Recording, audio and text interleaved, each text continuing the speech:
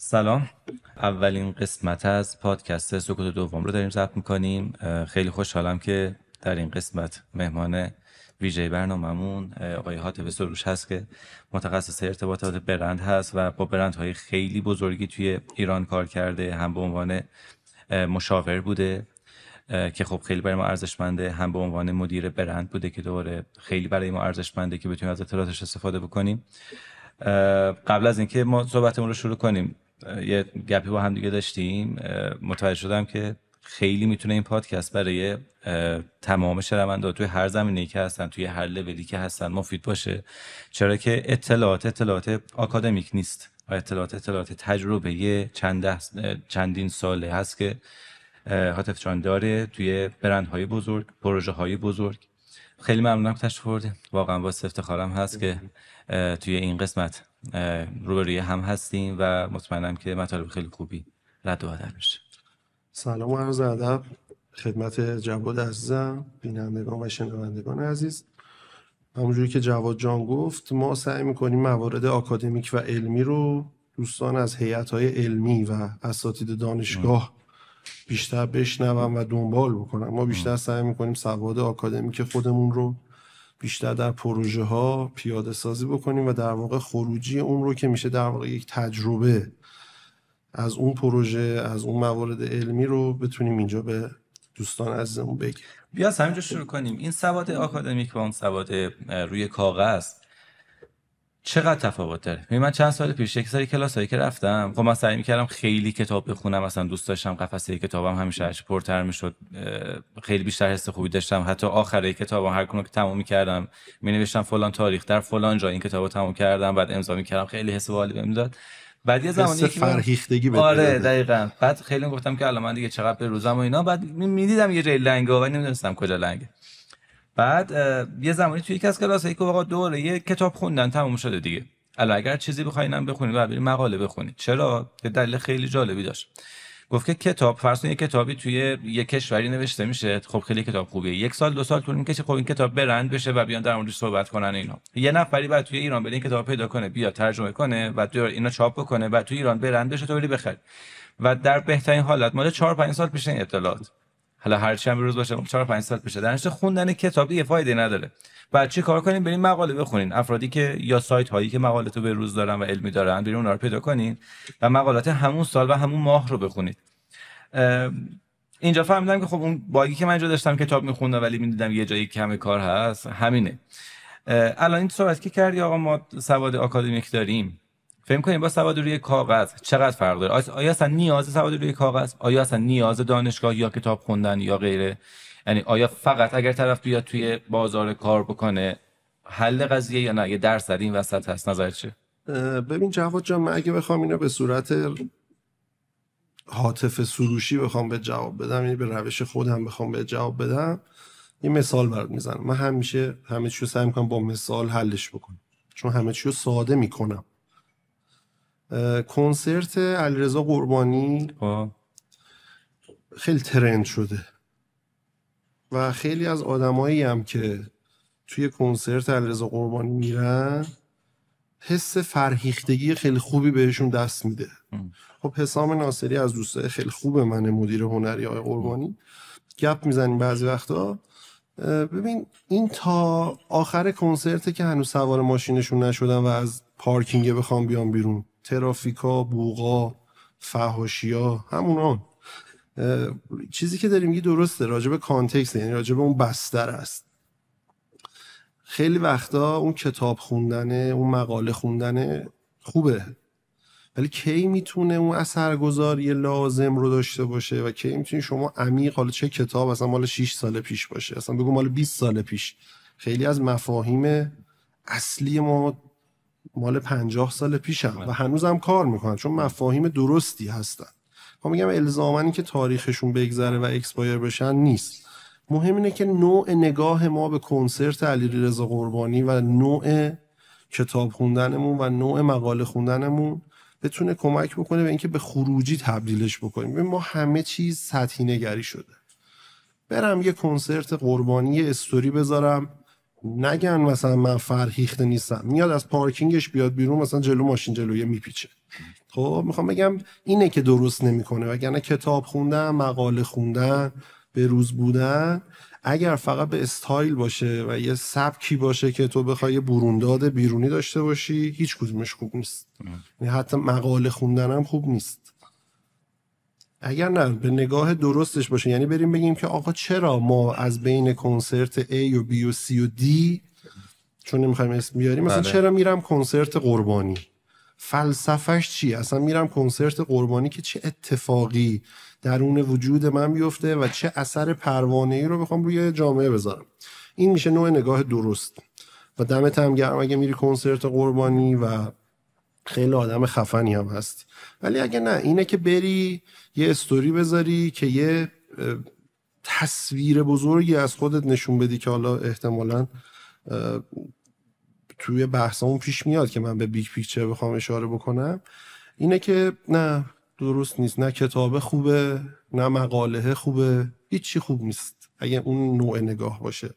و به نظر من یه ذره عمیق‌تر به مسائل نگاه کنیم. مرسی، تحلیل جالبی بود.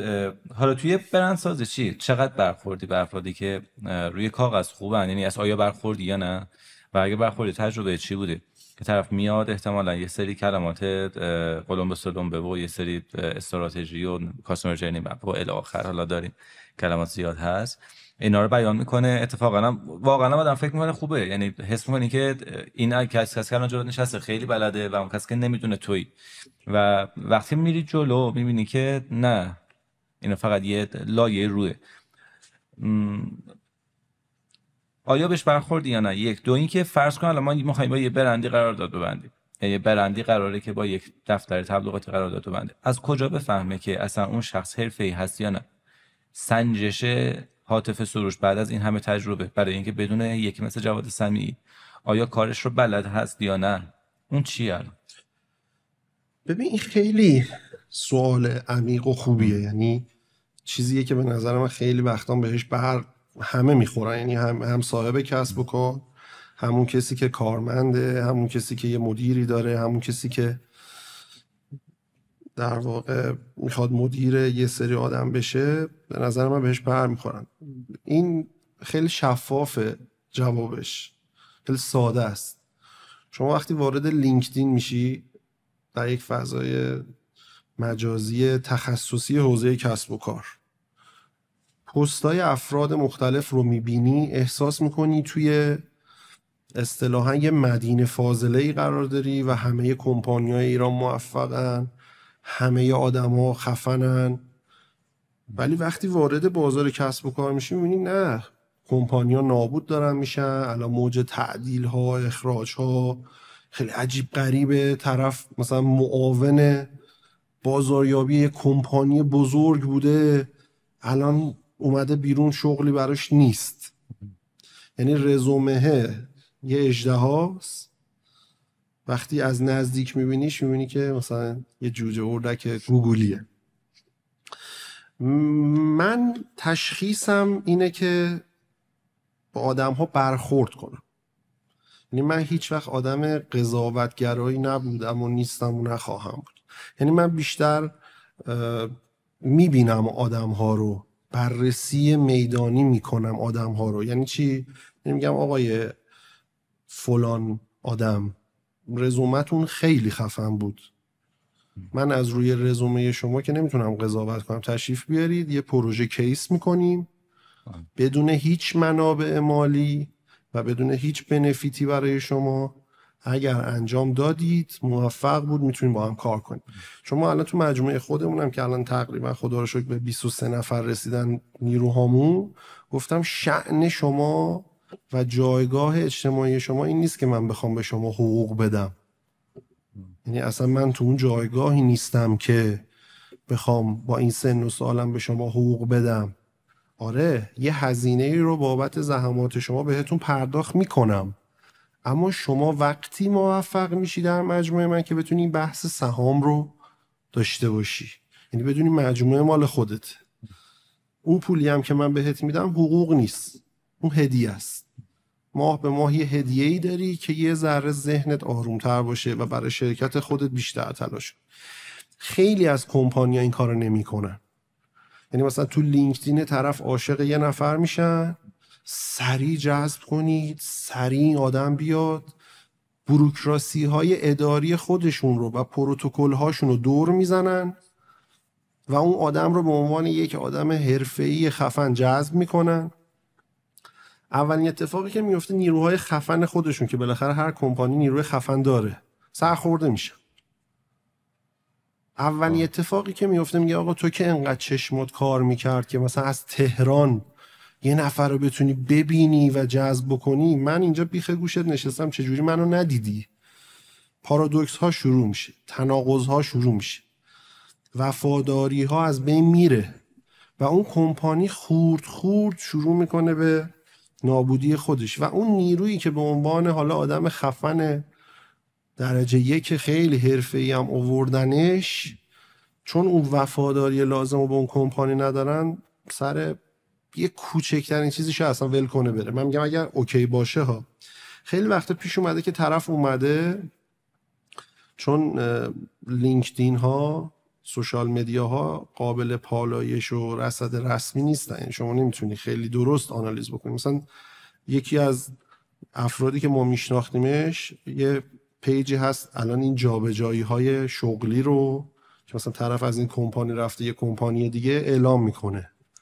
مثلا اعلام کرده که آره مدیر بازاریابی فلان کمپانی رفت در فلان کمپانی، در صورتی که اصلا ایشون تو اون کمپانی مثلا مدیر بازاریابی نبوده. بیگ پیکچر دیگه میسازن آدم ها برای خودشون. ولی اصلا مهم این نیست الان که اون آدم درست گفته یا غلط گفته. اگر شما به عنوان یک کمپانی، حتی کمپانیام اتفاقا اقراق میکنن و بزرگتر از اون چیزی که هستن خودشونو پوزیشن میکنن، چون آدم ها دوست دارن خودشونو های پوزیشن کنن مثلا به صورت ذاتی.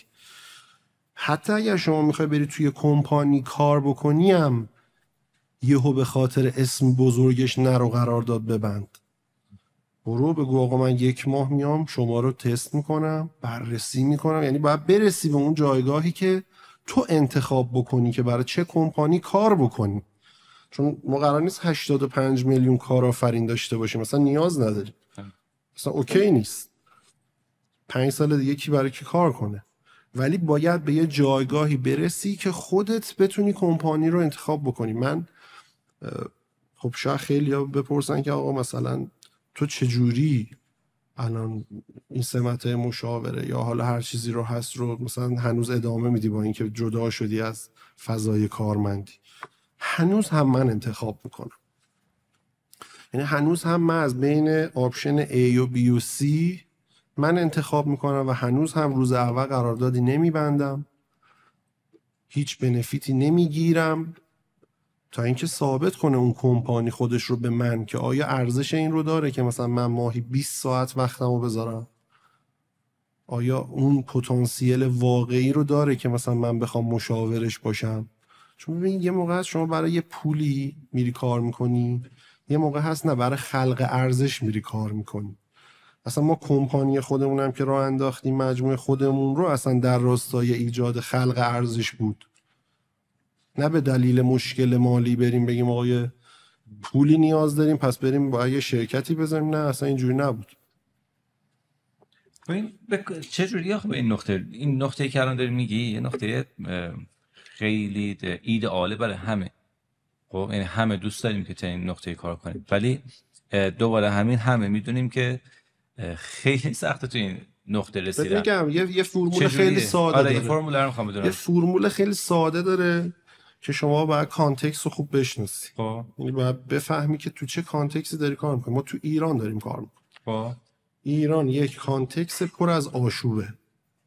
آشوب‌های مختلف، تلاطم‌های مختلف، ثبات اقتصادی که وجود نداره، ثبات فرهنگی که وجود نداره. شما وقتی اینا رو خوب بشناسی، شاید یکی از دلایلی که من این چیزها رو میتونم درک کنم و فهم کنم و بر اساسش کاستوم کنم موارد رو، شاید یکیش اینه که من خیلی زود وارد بازار کار شدم. یعنی من کودک کارم یه جورایی. من الان که دارم با تو جواد جان صحبت میکنم من 17 سال سابقه کار دارم. و یه نکته‌ای که وجود داره اینه که من کار کردن رو هیچ وقت کار نکردم، من کار کردن رو زندگی کردم. یعنی من هیچ وقت آدمی نبودم که یه پروتکلی باشه بگه شما کارمندی 8 باید بیای تا 5 بعد از ظهر. من اصلا نمی گنجم تو این کاتگوری های این تیپی. حالا الزاما چیز خوب یا بدی نمیخوام بگم هست، یه مدله. این که میگی چه فرمولی داره، فرمولش اینه جسور باشید. یه چیزایی که همه میشنویم و هیچ وقت رعایت نمیکنیم، وقتی همه ترمز میکنن شما گاز بده. واقعی باشید. اگر یه روز ماشین ایرانی داشتی، ماشین ایرانی تو با سربلندی سوار شو، اصلا اشکالی نداره. پولت رسیده رفتی یه ماشین چینی خریدی، ماشین چینی تو با سربلندی سوار شو. بنز هم خریدی، با سربلندی سوار شو. اینا یه چیزاییه که باید تو سبک زندگیت باشه. امروز تخم مرغ میخوری، اگه دوست داری استوری گذاشتن رو بذار، فردام استیک خوردی استیک تو بذار. چی میشه که یه سری آدم ها زده میشن از این تیپ رفتارا؟ اینه که شما همیشه فقط میای فیلتر میکنی، پیج طرف رو نگاه میکنی، واو چقدر لوکسه، مگه میشه یه نفر انقدر لوکس باشه؟ نه، مصنوعی میشه. آره. حالا اون فرموله چیه؟ یکیش جسور بودنه، یکیش واقعی بودنه. آقا همه چیزت رو با سربلندی نشون بده. سومیش چیه؟ سومیش اینه که آقا جیره خار نباش. جیره خار نبودن یعنی چی؟ یعنی که من سمت رو، حقوق رو گدایی نکنم از کسی. به این نقطه توی ذهن خودت برسی که عزت و ذلت دست خداست، رزق و روزی هم دست خداست. و تا وقتی که بهش نرسی واقعا برات جور نمیشه ها. شعاری نیست، یعنی اینو باید واقعا بهش یقین داشته باشی که آقا من در این مجموعه ای که میخوام کار بکنم باید همیشه بدونم که عزت و ذلت دست خداست. بعد میتونی جسور باشی، بعد میتونی واقعی باشی، بعد میتونی جدی باشی. ما چند تا مدیر جدی داریم الان. این چند تا مدیر داریم که توی جلسه جدی با یک مسئله برخورد میکنن و میگن که این اتفاق نباید بیفته، یا نه این اتفاق باید بیفته. چند درصد خودت داری باهاشون برخورد میکنی؟ یعنی حتی تو اون شرکت بزرگایی که داری کار اصلا تو کردی بزرگا، آره اصلا تو بزرگا که نیست، چون اجسام علاقه به سکون دارن. اگه شما رفتی بالانس این میزو زدی به هم که اصلا بد میشه. حالا این بد شدنه در ظاهر بد شدنه. اگر میخوای به یک سبک زندگی عالی در کارمندی، در کارآفرینی برسی، باید اتفاقا برات بد بشه. یعنی باید این اعتماد به نفس رو داشته باشی که یه جوری برخورد کنی که تو ظاهر برات بد بشه و به یه عزت نفسی بعد اون میرسی که اون بد شدنه شوخیه برات. ببین مثلا الان هاتف سروش، رو خودم مثال میزنم، بالاخره هر کسی یه سری دشمن داره، یه سری دوست داره، یه سری آدم علاقه‌مندن به تو، یه سری آدم از تو خوششون نمیاد به هر دلیلی که نمیخوایم قضاوت کنیم، درست میتونه باشه. الان هاتف سروش رو تو چه حوزه‌ای میخوام باهاش دشمنی کنن؟ تو چه حوزه کسب و کاری؟ نمیتونن برن 85 میلیون ایرانیو توجیه کنن و بگم مثلا با فلانی کار نکن که. پس اینه که دارم بهت میگم همش یه زنجیره. یعنی وقتی پله پله انجام میدی میرسی به این نقطه‌ای که سیف میشی، که گفتی چجوری این یه مدینه فاضل است که آدمو خودشون میخوان. اینا زنجیرواره. وقتی تو آدم جسوری باشی، وقتی جیره خور نباشی، یعنی مثلا گدایی نکنی سمت رو، پول رو، وقتی واقعی باشی، یعنی اگر گفتی این پروژه خوبه واقعی بگی خوبه و اگر بده واقعی بگی بده، اینا کم کم اون اعتماد به نفس تو رو تبدیل میکنه به عزت نفس. از اول بوده این اعتماد به نفس یا به دستش آورد؟ نه از اولم که نبوده. من میگم خب شاید کودک کار اصلا به حساب بیام، نه از روز اولم اینجوری نبوده. خیلی از این چیزا درسته که ذاتیه، یه سری از مفاهیم حالا مدیریتی که الان هم میگم آقا باید مثلا طرف مدیر به دنیا بیاد، نمیدونم رهبر به دنیا بیاد، شاید 10%، ولی واقعا 90%ش اکتسابیه به نظر من. و میگم من هیچ وقت کار رو کار نکردم، کار رو زندگی کردم. یعنی گفتم اگر الان من جواد سمیعی لطف داره به من، داره مثلا این گفتگو رو انجام میده، قدر اینو بدونم، یعنی قدر این سمت رو بدونم، قدر این کمپانی رو بدونم. و این قدر دونستن باعث میشه که تو وفادار باشی. وقتی وفادار باشی یه جاهایی میری که اون آدما لذت میبرن از اینکه تو به اون کمپانی وفاداری و دوست دارن که تو کمپانی خودشون باشی. و وقتی که میخوای چنج بکنی، جابجا بکنی، تغییر بدی سمت شغلیت رو، چه تو اون کمپانی بخش دیگه ای هستن که خواهان تو هن، چون دیدن که تو جون دادی برای سمتت. آدما میبینن، آدما خیلی باهوشن، شاید به روی خودشون نیارن ولی همه میبینن و همه میفهمن. یا وقتی میخوای از یه مجموعه جدا شی، من یه جورایی یه بنده خدایی داشت بهم میگفت آقا حسرت این اوپن تو ورک رو تو به دل ما گذاشتی، چرا اوپن تو ورک نمیشی؟ یعنی اوورلپ میشه معمولا. یعنی مثلا من خب معمولا هم 5 سال یه بار جابجا شدم، حالا یه ما بالا پایین ولی ریتمش رو 5 سال بوده. گفتم به خاطر اینه که من زندگیم زندگی ارتباطیه، یعنی مبنای زندگی من یه زیست ارتباطیه.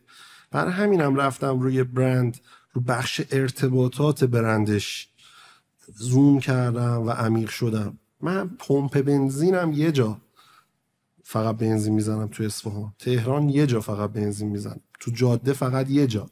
چرا؟ به خاطر اینکه اگر یه روزی کارت سوختم و به هر دلیل نتونستم بیارم و توی اون جایگاه سوخت آزاد هم تمام شده بود، حداقل اونا منو بشناسن که بدونن من وفادار اینجا بودم و اصطلاحا آدم هر جایی نبودم، بنزین بهم بدم و پیشم اومده و درستم. ببین جواد جان، زیست کردن خیلی مهمه. یه چیز دیگه ای که یه مثال برات بزنم، چون همه چیز من رو مثاله. یه خانومی به همسرش میگه که یه غذای خوشمزه برای من درست کن. همسرش میره تو آشپزخونه و 2 ساعت زمان میذاره و یه برنج و قرمه سبزی عالی با سالاد شیرازی، نوشیدنی ایرانی آماده میکنه، میاره میچینه. همسر نگاه میکنه میگه اینجا 2 نفر باختن، یکی اونی که 2 ساعت وقت گذاشته، انرژی گذاشته یه غذای خوشمزه درست کنه، یکی اونی که 2 ساعت منتظر بوده یه غذای خوشمزه بخوره. من بهش میگم تعریف غذا خوشمزه. روز اول تو هر سازمانی میرم میگم تعریف غذا خوشمزه ما چیه؟ به چی باید برسیم؟ دوست داری به چی برسی با من؟ که این تکمیل اون صحبتایی که گفتی چجوری بفهمن طرف واقعیه، یکیش همین گپاست دیگه، یا ما بفهمیم اون کمپانی واقعیه. همه سعی میکنن روز اول خیلی شیک نشون بدن همه چیو، همه اعصاب آروم، همه شیک، همه خوشبو، همه چی عالیه، این کمپانی پروتکلای فلان داره، آنبوردینگ ما اینه، آف بوردینگ ما اینه. ولی یه ما که میای میبینی که اوه اصلا چجوری جذب میکنن، چجوری آدما جدا میشن. میفهمی دیگه؟ تعریف غذا خوشمزه رو روز اول باید داشته باشیم. این چیزی هم که دارم بهت میگم، بچه‌هایی که حالا تو لولای اول کارشونه یا مثلا کارشناس میخوان جذب شن، نمیدونم رئیس جذب شن، ناامید نشن. اتفاقا این حرفا رو میزنیم که امیدوار بشن. میخوای بری به عنوان کارشناس استخدام بشی، هیچ رزومه‌ای هم نداری، چرا باید خودتو ارزون بفروشی؟ چجوری میتونه انسان که هستی، حالا داریم میگیم دیگه. بگو آقا من حاضرم 1 ماه رایگان برای شما کار کنم. دیدی اینا مد شده کمپانیا میگن 3 ماهه باید نیرو ببنده اولش. تو اصلا خودت برو بگو آقا من 1 ماه میام برم، اصلا دوست دارم با شما کار کنم. اعتماد به نفس هیچی نمیشه. 1 ماه بیشتر بیکار باشی هیچ اتفاقی نمیفته. یعنی اگر احساس بکنی که امروز اگه اینجا استخدام نشی بدبخت میشی، اتفاقا بدون بدبخت شدی. اینا میتونی از اونایی که 20 سال 25 سال تو اون شرکتن بپرسی. هر روز دنبال این بودن که یه اتفاق بهتر تو زندگیشون بیفته و نیفتاده و نمیفته، چون شما توی یه مداری قراره یه کارهایی رو انجام بدی و اگر اعتماد به نفس نداشته باشی، تو لایه بعدش عزت نفس نداشته باشی، نمیتونی اون جایی که قراره این کمپانی غرق بشه بپری بیرون، یا قراره زمانی که اوج بگیره خودتو صفر بگیری که باد نبرتت. اینا مهمه. ببین من این چیزی که دارم میگم اتفاقا باید امیدوار کنه آدم ها رو. تعریف غذا خوشمزه داشته باشید. روزی که وارد اون کمپانی میشید، چه کوچیکه، چه متوسطه، چه بزرگه، برای خودتون ارزش قائل باشید. قراره برای من چه اتفاقی بیفته؟ آقای مدیر HR، آقای مدیر منابع انسانی که جست میگیری و فقط یه سری آگهی میزنی که ما اینجا به یک سری آدم خفن نیازه. خب اوکی، من خفنم اومدم، چه اتفاقی قراره برای من بیفته؟ اگر اونجا دیدی نمیدونه، اگر اونجا احساس کردی که مدیر HR نمیدونه، اونجا مطمئن باش که اصلا یه همچین چیزی رو ندارن، یعنی مسیر رشدی رو برای تو اصلا متصور نیستن، نه برای تو بلکه برای همه اونایی که تا الان استخدام کردن. ببین من میگم همه چیز روز اول مشخصه. چرا بهت گفتم که آدما رو من میشینم باهاشون؟ تو وقتی با یه نفر زیست میکنی، گپ میزنی، 50% داستان در میاد. شما تو لینکدین وقتی داری پست میذاری کسی کنارت نیست. وقتی داری یه استوری میذاری کسی اونجا نیست. از هر واژه‌ای هم میتونی استفاده کنی. یه زمانی من میگفتم این بچهای سرچ گوگلی رو استخدام نکنید، چون شما تو گوگل یه علمی به وسعت اقیانوس با عمق 1 سانتیمتر در اختیارت میذاره، راجع به هر چیزی هم که بخوای توش مطلب هست.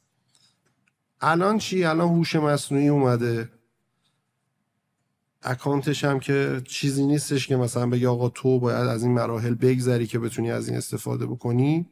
همه الان تو هوش مصنوعی هست. خب آقا میتونی یه پروپوزال راجع به فلان چیز آماده بکنی؟ بله، تا فردا. هیچ چیزی اونجا نداره بهت بگه. فردا میاد یه فایلی که پر از داکیومنت جنریت شده است، خیلی درجه یک، بعد باید وقت بذاری بشینی با اون طرف 2 ساعت 5 ساعت یه روز گپ بزنی با اون آدم، ببینی عمق دانشش چقدره. اگر من الان میام راجع به مثلا مدل مفهومی بی‌ای حرف میزنم، میگم آقا ارزش ویژه برند، اوکی، اینو میتونی یه سرچ هم توی گوگل بزنی میاره. چه پروژه هایی، چه اکشن پلن هایی بر روی این 4 تا شاخص نمیدونم اعتبار و ارتباط و بچه تمایز و دانش در واقع طراحی بکنم، این اونجا معلوم میشه. کیس کنین، هم سازمان رو کیس کنین، برید یه کیسی باهاش انجام بدید، هم سازمان برعکس با نیروی کیس طراحی بکنه، تعریف بکنه و بگی آقا من خروجی اینو بررسی میکنم. ما هنوزه تو مجموعه خودمون این کارو میکنیم.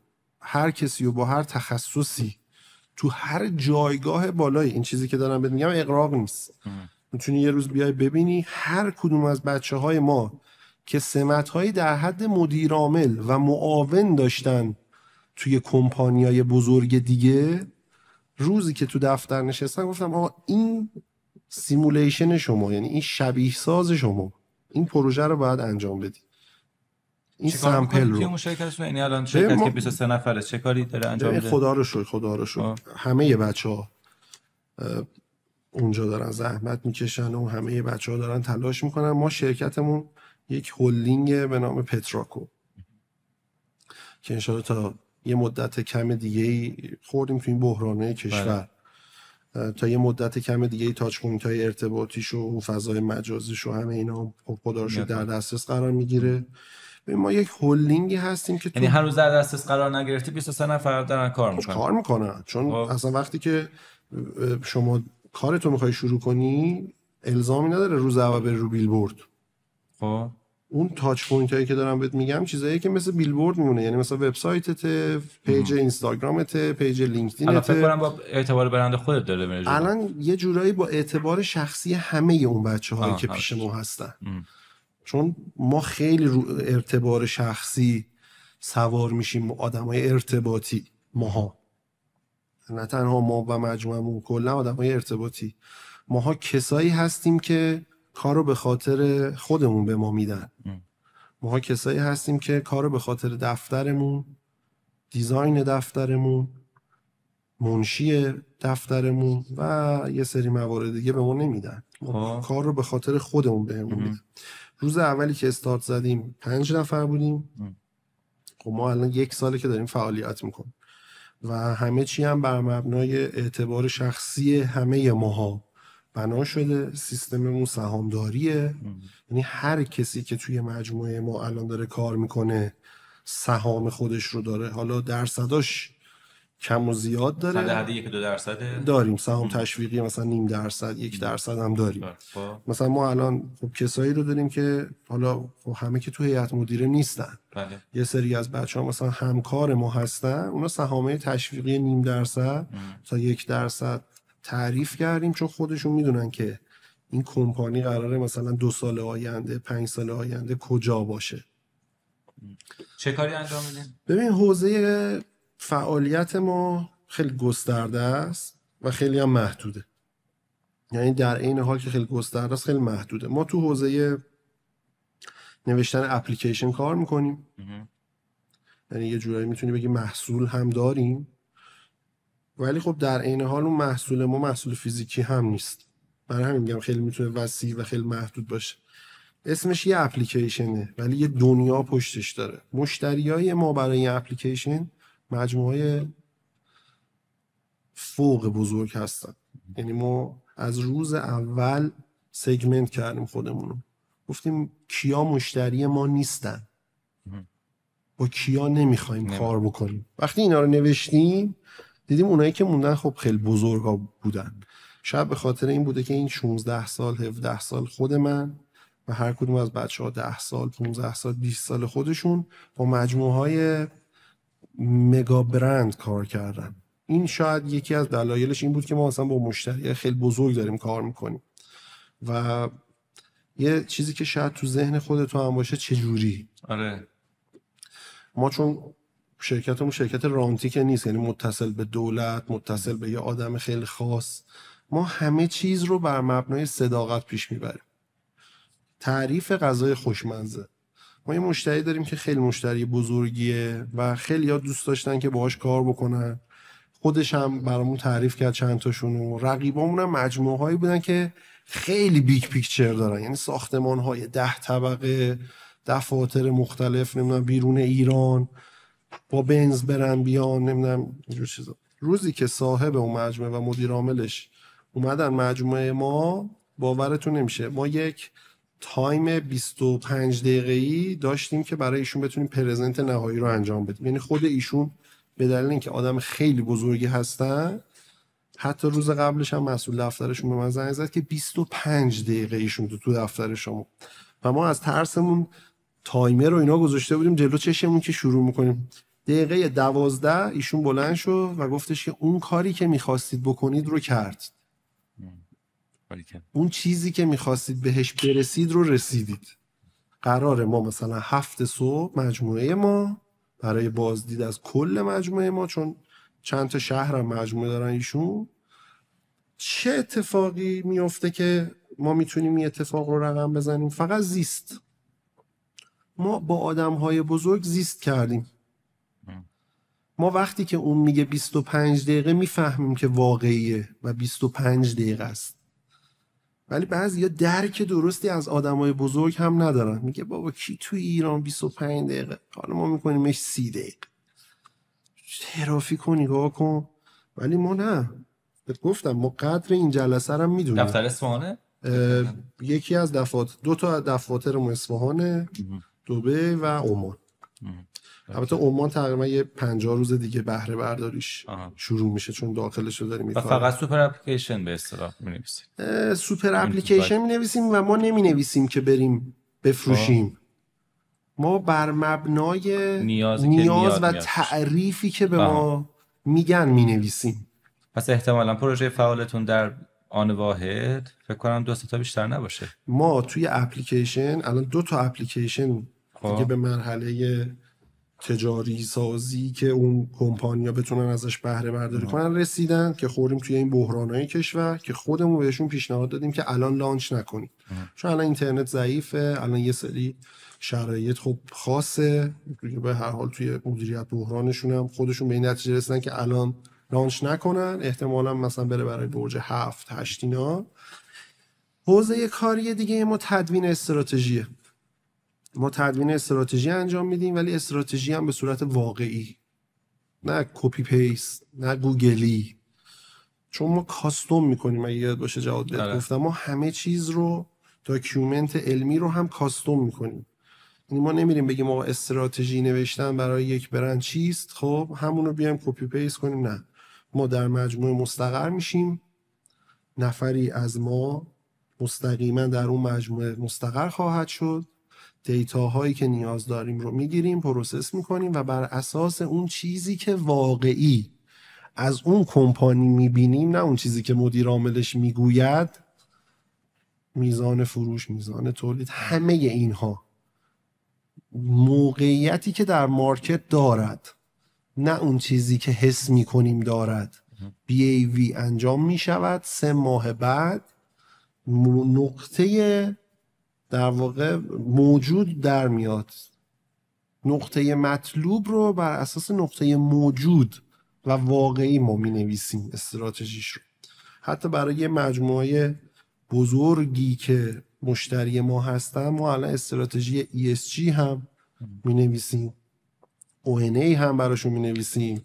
ESG که میدونید چیه دیگه، محیط. ببین ما یه استراتژی داریم به نام ESG Environment Social Governance. میگه هر کمپانی بزرگی باید در تعادل بین این 3 تا نقطه وایسه که بتونه حرکت خودش رو ادامه دار داشته باشه. یعنی اینکه اگر شما به سمت حاکمیت کشیده بشی، که برندهای احتمالا الان میاد تو ذهنت که نتونستن خودشون هم رها بکنن به دلیل مشاوره های غلطی که بهشون داده میشه و کلمات قلمبه سلمبه‌ای که بهشون فروخته میشه، چون ESG رو ندارن.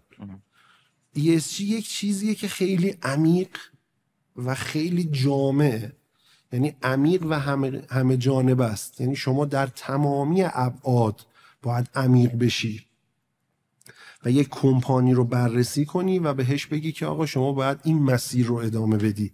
ببین مثال شفاف بخوام بهت بزنم، الان یه برندی اومد یه محصولی رو لانچ کرد، محصولی که شاید دومین کشورم بودیم توی دنیا که اومد، یه خوراکی بود. کمپین چی را افتاد؟ وای میسیم فلان برند بزنه، اون که زد میخوره. تو یه عدد فوق سنگینی هزینه کردی برای این، چرا نمیتونی از اون اتفاق تلخی که برات افتاده برات رها بشی؟ چون ESG نداری. اصلا هم چیز پیچیده ای نیست، چون ESG نداری. ESG به تو میفهمونه که تو چه قالب‌هایی، تا چه سطحی، با چه لحنی باید حرکت بکنی. تعارف نداریم. برند بزرگ بودن فقط به یک بیگ پیکچر نیست، به میزان تبلیغاتی که توی تلویزیون و توی بیلبوردهای محیطی حالا میبینیم ازش نیست. یه برند میتونه یک بیگ پیکچر خیلی زیادی داشته باشه ولی از درون تهی باشه، بخش‌های علمی لازم رو نداشته باشه، که میبینیم تو بحران‌های مختلفی هم بنده خدا میخورن بهش. پس یکی از کارهای دیگه مجموعه ما تدوین استراتژی ESG. ONA هم که Organization Network Analysis، تحلیل شبکه سازمانی. شما چه شبکه‌ای تو رشته‌اش؟ برام سوال شد که من اول قبلش توضیح بدم، چون ممکنه که برق بره. من از بیننده عذرخواهی میکنم و شنونده ما احتمالاً از 5 دقیقه 3-4 دقیقه دیگه مجبور بشیم که در نور کمتر و صدای با ضبط شده با گوشی بریم جلو. اگر اتفاق افتاد عذرخواهی میکنم. سوالی که اصلا که خیلی روی واقعیت داری صحبت میکنی. الان هاتف سروش چقدر داره از هوش مصنوعی استفاده میکنه؟ آیا کلا گذاشتش کنار میگه آقا این غیر واقعیه، این خیلی مصنوعی و غیره، یا نه داری استفاده میکنی ازش؟ ببین ما هوش مصنوعی هم به اندازه واقعی ازش استفاده میکنیم. یعنی چی؟ یعنی که یک دیتایی رو ازش میگیری، دیتا رو بررسی کن. آها. چون خیلی وقت مثل گوگل مثل گوگل استفاده میکنم دقیقا، یعنی یه صحت سنجی با، ولی کمک دست ما هست. چرا؟ چون شما باید یه فایلی رو مثلا بشینی، مثال دارم میگم، یکی از نیروهات حداقل 2 ساعت وقت بذاره براش. خب اینجا اون نیروی تو 20 دقیقه براش وقت میذاره، 5 دقیقه خودت وقت میذاری کنترل میکنه که برسه به اون نقطه واقعی. پس استفاده میکنیم ازش. مرسی. به میزان لازم.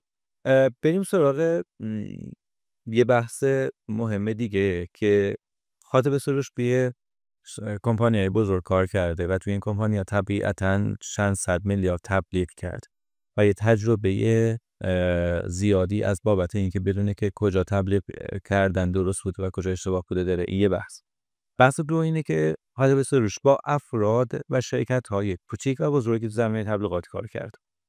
ما می‌خوایم 2 تا بحث رو با هم دیگه بریم جلو. یکی این که قبل از اینکه تبلیغ رو انجام بدین چجوری اثر بخشش رو بررسی بکنید. یعنی الان چجوری خاطب سروش میاد میگه که من میخوام این 100 میلیارد هزینه رو توی تلویزیون یا توی بیلبورد یا هر جای دیگه انجام بدم یا نمیخوام انجام بدم. یک.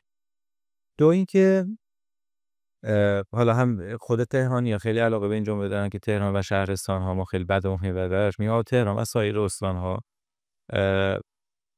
چجوری. ببین الان یه معضلی که توی سایر استان ها وجود داره اینه که پروژه از یه حدی که بزرگتر بشه میره تهران. خب و این خیلی علاوه روی اصلا برای ما سخت. چرا پروژه تا وقتی که تا 5 میلیارد 10 میلیارد توی اصفهان میمونه، وقتی بالای 10 میلیارد است انگار یه افت داره توی اصفهان بمونه. با اگه نره تهران اصلا 10 میلیارد عدد مدیر دیگه امضا نمیکنه بیشتر از اینا. خب این مایه سایر استان‌ها آره چه اصفهان چه بقیه شهرها چه کاری رو انجام باید بدیم که بتونیم پروژه های بالای 10 میلیارد بگیریم؟ و در راستای همین سوال اون تهرانیه چه کاری رو انجام میده که میتونه این پروژه ها رو دریافت بکنه؟ ببین اون سوالایی که پرسیدی و من باز به روش خودم جواب. یکی این که چه تبلیغی خوبه یا اینکه اثر بخشی تبلیغات رو می‌خوایم بسنجیم. این معضلی بوده که همیشه در کمپانی‌ها بیده خواهد و حل هم نمیشه. آره توی کتابای خارج از ایران هم میخونم دقیقاً همین مسئله هست. میگه 50% هدر میره و این نمیدونیم پول 50%. اصلا این اتفاق نمیفته. چرا؟ چون شما داری تبلیغات میکنی. مثلا میگم با یه مفهوم عمیق‌تری شه تو آشنا میکنن و هر واجبش بحث. ما هیچ وقت با مجموعه‌ای که کار میکنیم براشون کار تبلیغاتی تعریف نمیکنیم. خب یعنی چی؟ نه اینکه تیزر بسازی، نه اینکه وایرال نکنی. ما میگیم IMC ایجاد کن. اون ارتباطات یک پارچه بازاریابی. وقتی که ارتباطات یک پارچه بازاریابی رو میای منیج میکنی، توی دلش تبلیغات کردی، توی دلش PR کردی، توی دلش ایونت برگزار کردی، توی دلش بسته‌بندی محصول رو اصلاح کردی، توی دلش پروموشن گذاشتی. متوجه منظورم میشی؟ یعنی ما شاید به خاطر این زیستمون در کمپانی‌های بزرگ و اینکه مشاورای خیلی معروف خارجی رو دیدیم و باهاشون ارتباط داشتیم به این نقطه رسیدیم که خیلی وقتا مشتری ما داشتیم کمپانی بزرگ. من احساس میکنم مشکل تبلیغات دارم. درسته؟ من احساس میکنم که بله مشکل تبلیغات دارم و نمیدونم چیکار بکنم. ما اولین گامی که براش انجام میدیم IMCه. یعنی میگیم آقا شما باید ارتباطات یک پارچه بازاریابیت رو بررسی بکنی ببینیم که چجوریه. اولین گام هم که بهش میرسیم مثلا میبینیم که توی همون ارتباطات یک پارچه بازاریابی که نداره، مثلا PR توی بخش دیگه است. PR مثلا زیر نظر مدیر عامل، چون اینا رو داکیومنت هم میگه دیگه. در اصول میگن که باید مدیر روابط عمومی زیر نظر مدیر عامل باشه، ولی این مفهومش این نیست که این یک جزیره جدا باشه. اینا باید مرج باشن تو هم دیگه. بله ایشون میتونه با مدیر عامل به صورت مستقیم کانکت باشه. این چیزیه که متوجه نمیشن خیلی وقتا یا نادیده میگیرن. پس ما میایم عمیق میشیم روی این مسئله. این که یک تبلیغی خوب بشود یا بد بشود را میایم از کلش بررسی میکنیم و که اثر بخشی تبلیغات بیشتر بشه. شما میتونی یک تبلیغ خیلی خوب رو با خدمات پس از فروش خیلی ضعیف، با پی آر خیلی ضعیف، با یک ایونت خیلی بد همشو از بین ببری که احتمالا تجربهش خودت هم داشتی و دیدی درنده‌ای که این یه تبلیغ اون یه کوالیتیش خیلی خوبه، واقعا خوب ساخته شده، خوش ساخته، فکر شده، چه جواب نمیگیره چون تاچ پوینت‌های بعدیش هم مشکل داشت. پس این یه نکته بعدی چی بود که سوالی که پرسیدی گفتی آقا الان این تبلیغات توی این کمپانی بزرگ مثلا چرا میره تهران؟ آره اینو پرسیدی. آره. گفتی آقا چرا تا یه عددی میمونه مثلا لوکال تو اصفهان یا میدن پیمانکارای محلی انجام میشه، چرا از یه عددی که میره بالاتر میره تهران؟ دو تا دید وجود داره. یکی این که الزاما اینطوری نیست، یعنی الزاما همه کارهای بزرگ در تهران انجام نمیشه. کما اینکه ما خودمون الان یکی از این کمپانیایی که بازم داره با ما کار میکنه تو لایحه تدوین استراتژی ابر شرکت ها رو رفته و بعد اصلا اگه اسمش رو بخوایم بزنیم مهاجرت معکوس کرده، یعنی برگشته پیش ما. چون ما یه دفترمون خیلی یه دفتر ساده ای، یعنی مثلا چیز خاصی نیست. این یه نکته که یعنی الزاما اینجوری نیست. نکته بعدی چیه که باز قبول دارم حرف تو که بله یه بخشی از کارهای بزرگ میره در تهران. این باز دو تا جبهه داره. یکیش اینه که آدم‌ها دوست دارن خودشون رو های پوزیشن کنن.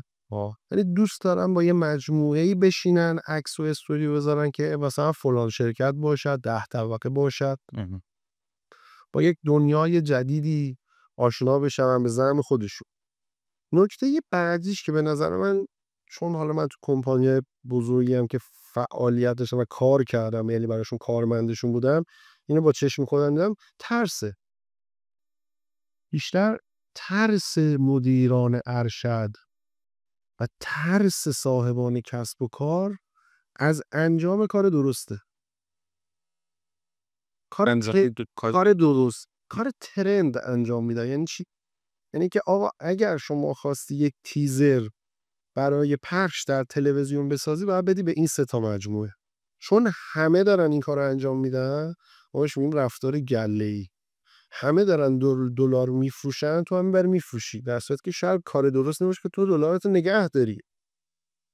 خب ترس باعث میشه که اگر کسی گیر داد اون مدیر ارشد بگه آقای دکتر، حاج آقا، یا هر کسی که حالا صاحب اون کسب کار بگه من دیگه دادم فلان مجموعه، همه دارن میدن اونجا، پس خطایی گردن من نیست. یعنی اون روابط عمومی یا حالا مدیر برند چه حرفی به رئیس میزنه. اونم یه نکته‌ایه که حالا بهت میگم یه سری آدمام هستن که یه بعد پنهان دیگه هم داره که یه سری کارها میره تهران.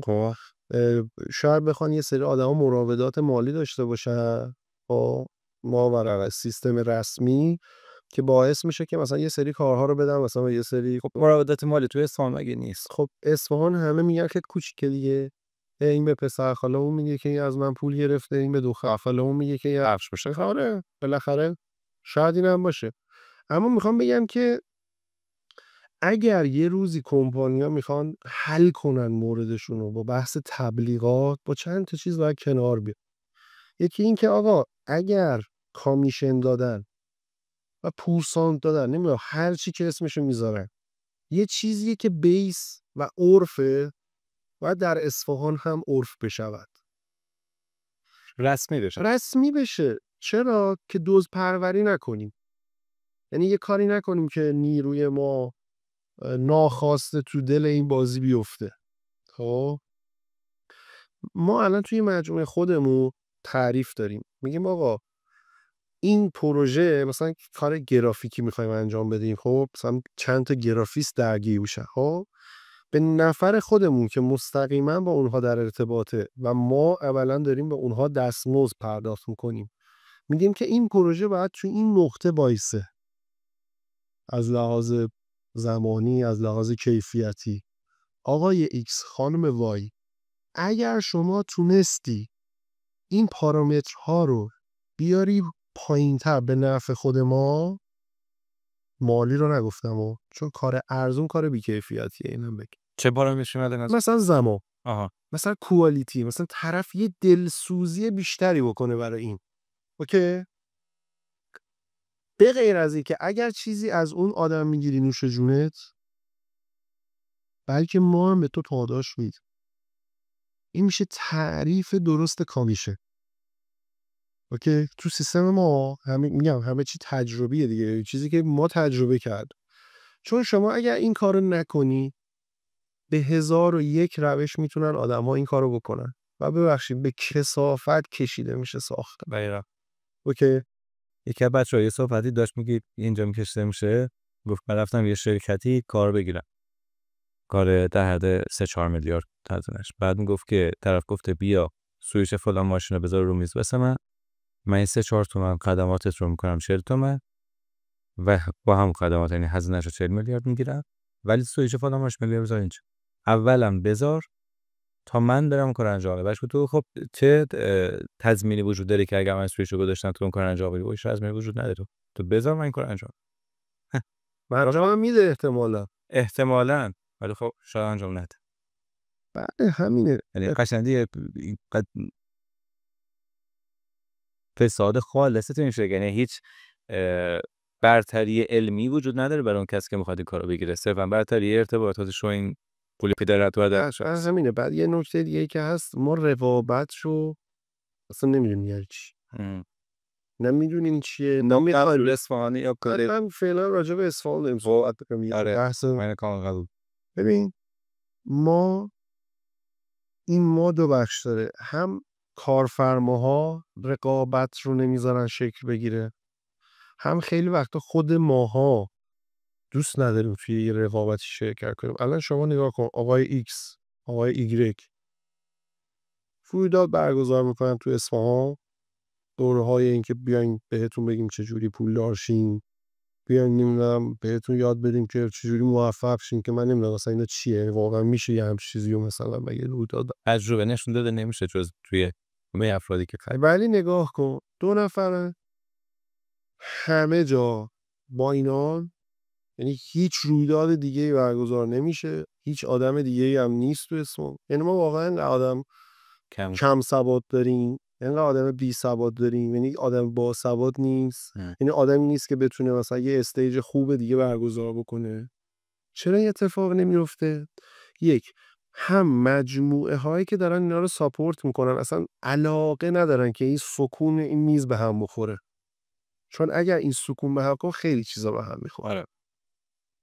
2، مثلا یه کسی مثل آقای دکتر حاتمی که سواد خیلی زیادی داره، نمیدونم تو کمپانیای خیلی بزرگی بوده، اصلا دیگه حوصله نکنه که بخواد یه رویداد درست درجه 1 برگزار بکنه تو اصفهان که آدما بفهمن که آقا واقعا رویداد خوبم هست.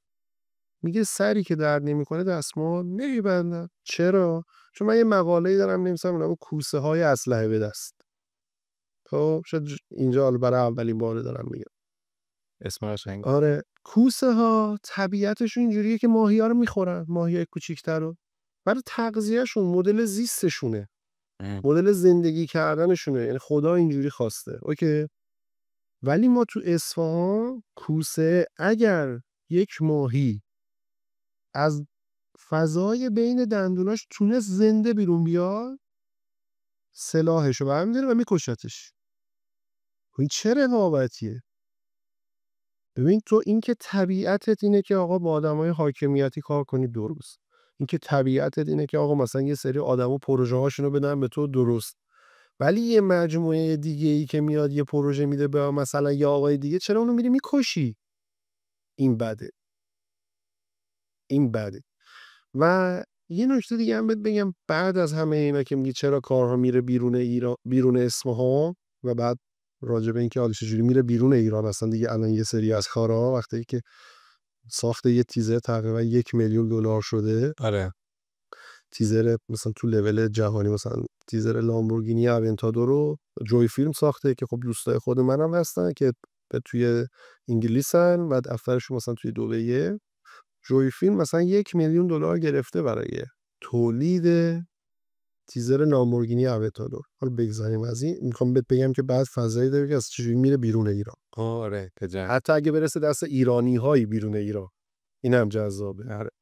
خود صاحبین کمپانیا بعضی وقتا میبینن که این آشوب های کامیشن و درصد و هر چی که اسمشو بذاریم انقدر گریبانگیره تو اسمها که پای اونا رو هم میکشه وسط. طرف به میخواد یه تیزر بده براش بسازن دیگه، سرش درد نمیکنه برای دعوا. ولی اگر همون تیزر داد اسمها داشتیم فلان تصویر بردار استوری میذاره که این کارو من انجام دادم، اینا اینقدر به من دادن، فلان گیلیمور میگه که این پروژه من فهمیدم اینقدر گرفتن، اینجا 100,000 تومان به من داده. یعنی میخوام بگم اینقدر برونداد بیرونی اشتباه داره که آدما رو خسته میکنه از اینکه بخوان تجربه خوب داشته باشن و برن تجربه کنن که آقا این کسب میتونه واقعا کار ما کیفیت بسازه.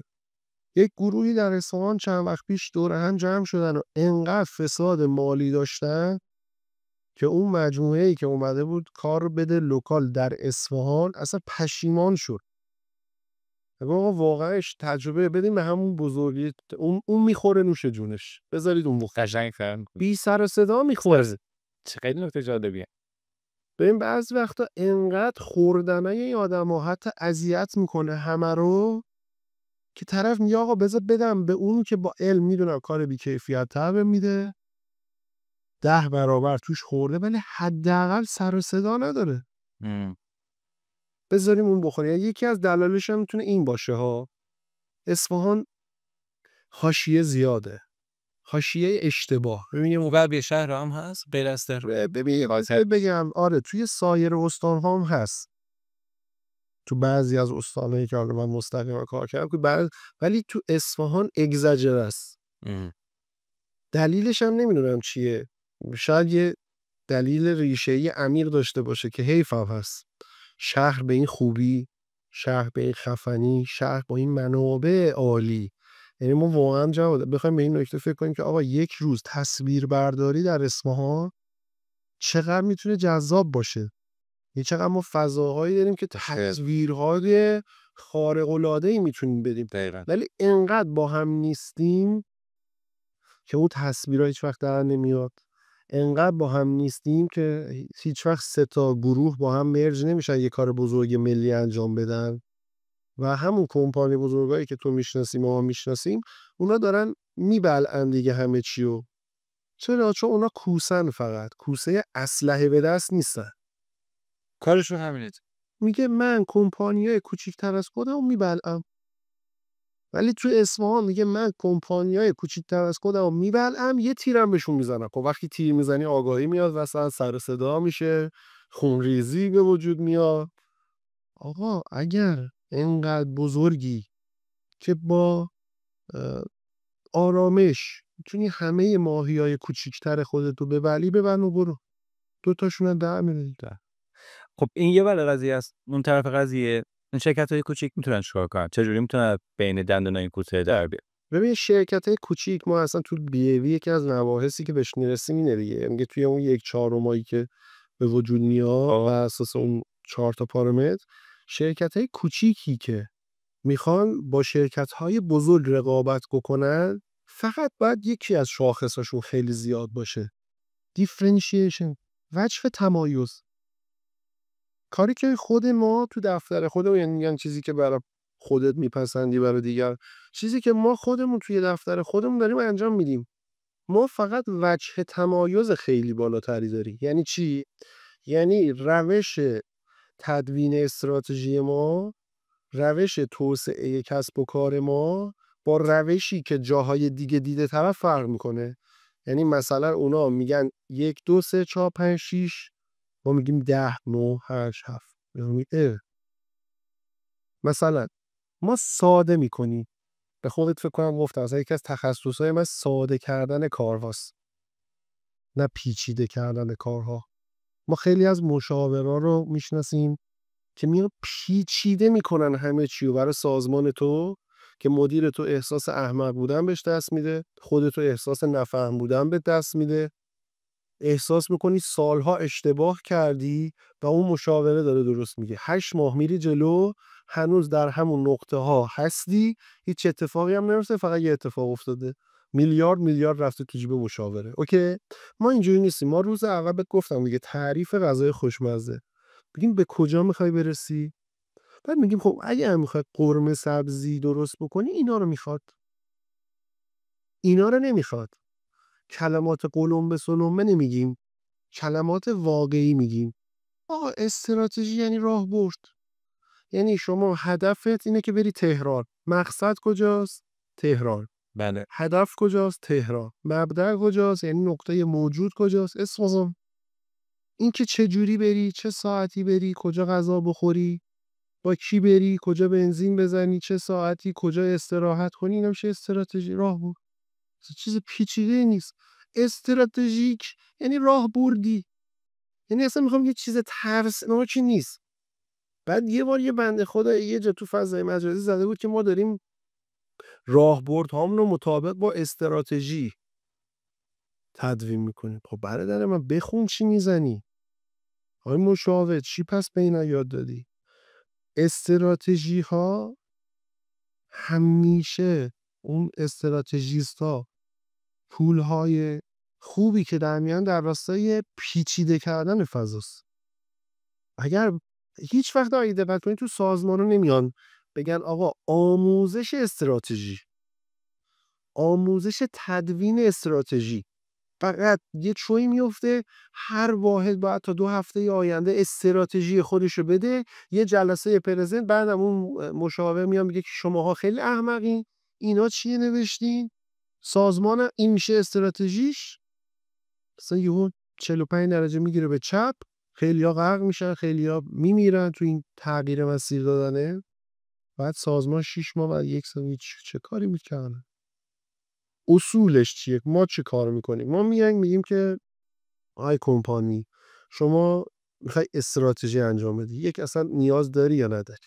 یعنی خیلی وقت می‌بینیم خیلی کمپانی میگن مثلا تویی که همه کار کمپانیت مدیر عاملت اصلا استراتژی نیاز نداری. تو یه پرسونال برند مدیر عامل انجام بدی مشکلت حل میشه. چرا؟ چون تمامی پارامترهای شخصی اون آدم تاثیر میذاره رو برند کارفرمایش. یه کمپانی اینجوریه. مثلا اگه مدیر عاملش توی مهمونی بگیرن برندش هم میاد پایین. پس اون باید بره پرسونال برند اصلا انجام بده و استراتژی سازمانی نمیخواد. کار ما اینه ساده میکنیم، آموزش میدیم. آقای سروش با این کاری که انجام میدی خیلی از پولها رو از دست میدی.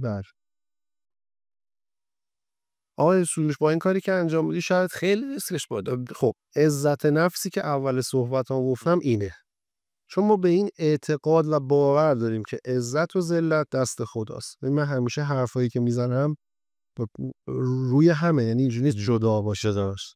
عزت و ذلت دست خداست، رزق و روزی هم دست خداست. اگر یه زمانی هم دیدیم که داریم با این روشی که صادقانه انجام میدیم داریم بدبخت و بی پول میشیم، الزامی نداره که اصلا کارآفرین باشه. شما نمیتونیم کارآفرین باشی. یعنی میگم تفنگی روی سر ما نیست که تو کارآفرین باید باشی، چون باید کارآفرین باشی یه سری چیزا هندل نمیشه و چون به پول نیاز داری باید هم به هر کاری بدی. نه، میریم کارمندی. من هاتف سروش از اینی که واقعا یه روزی نمیدونم شاید هم اتفاق نیفته، ولی از این که یه روزی مجبور بشم برم کارمندی کنم هیچ ترسی ندارم، چون من اصلا کلا از موجودات خدا ترسی ندارم.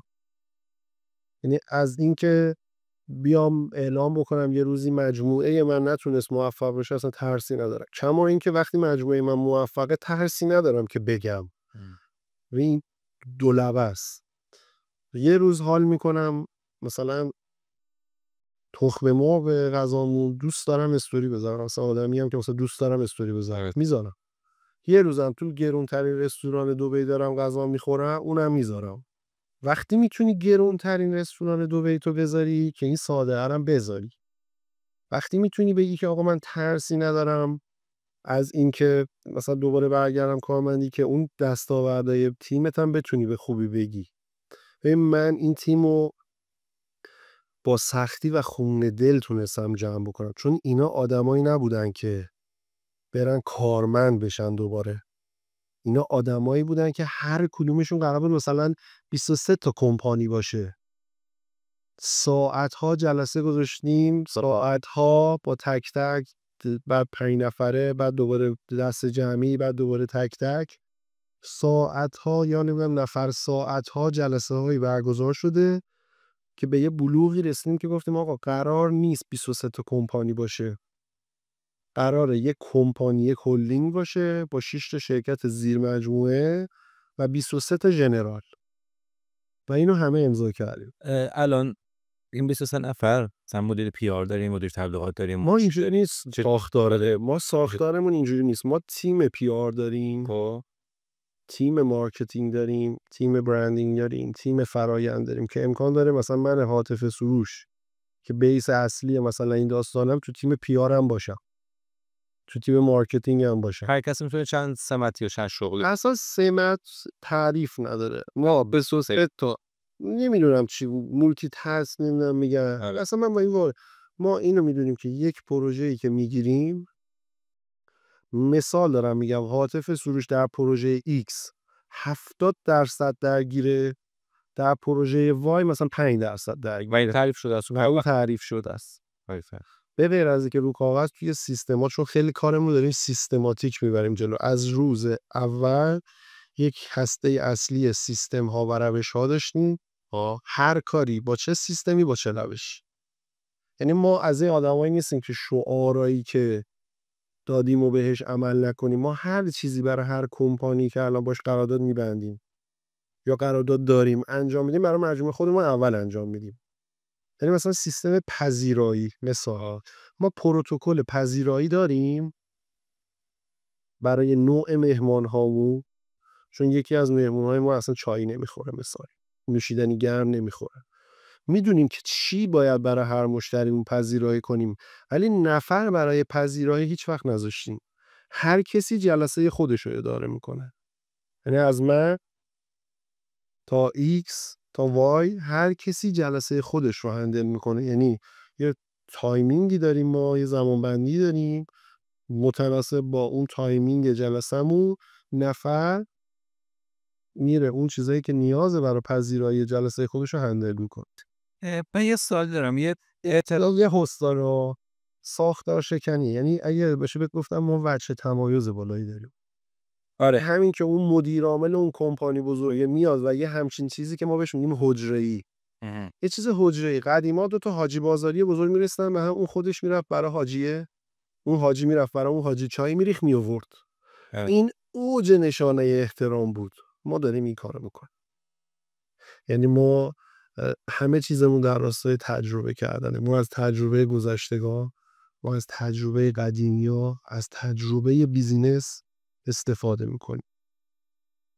من میخوام یه اعترافی بکنم.